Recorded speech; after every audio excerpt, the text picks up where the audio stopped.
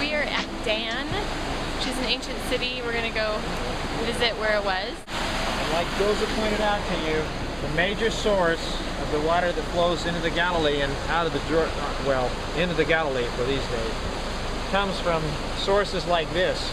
This is called the Dan Spring. It's Chris Crone here, and you are looking at a natural spring that is coming out of Dan in the most northern part of Israel, where Jeroboam back in the day set up his kingdom and set up a temple so that the Jews wouldn't have to do any more of their oblations offered up in Jerusalem, but they could do it at temple down south in Bethel and up here at Dan. There's a lot of foliage, a lot of growth up here, and all of it's because of water. So where there's water, there's life. And where there's no water, there's no life. And that's, so the most important natural resource in this land is what? Water. It's water. It's not oil. It's water.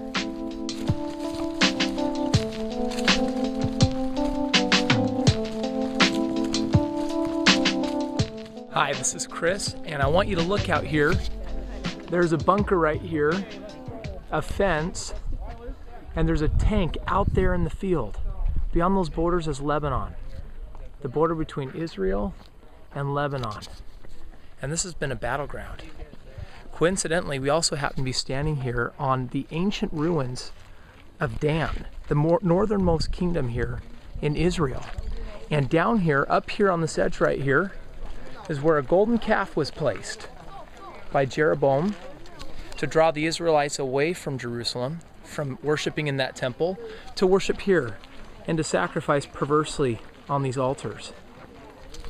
You're looking at the beginning right here, what happened in Dan, the beginning of the destruction of that kingdom that all started with the golden calf.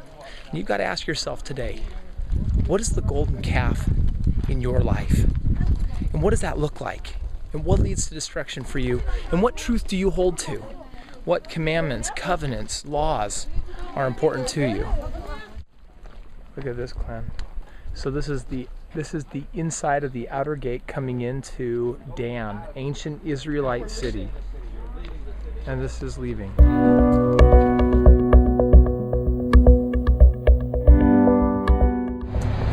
Doesn't look like much, but this wall right here, the excavator, Israeli archaeologist who was working this site a number of years ago, he had come back to check something with his assistant one day as they were writing up their notes and preparing to publish what they'd found. And his assistant was working along this wall, just examining some things up close, and noticed the use of a secondary stone. It was a stone that had been used before, but then built into the wall. And she thought she saw some inscriptions on it, and so she looked at it closer, and indeed it was. It was the piece of several broken stones that were originally was a stela depicting conquering that had taken place in this area, and they reused the stone later in the building of these walls. Well, what's important about it is that stone dates back to 850 BC, and on it there was a phrase which talked about the house of David.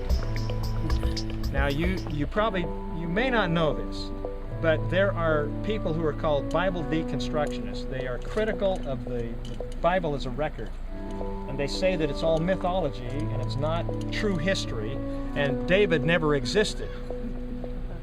Now they find a stone with the name that dates back, by the way, to about 850 BC with the name House of David on it. Now what do you do with that? Okay, that's the oldest inscription that's ever been found with the mention of the House of David on it, which verifies, just like what we talked about yesterday with that Pilatus stone, okay, does the same thing with Pilate. That's the second stela that's been found that mentions the House of David. The other one was a Mesha stela that was found in Jordan. It also talks about the House of Israel. And that was found right here. And it was found right here in this wall. And now it's in the Israel Museum.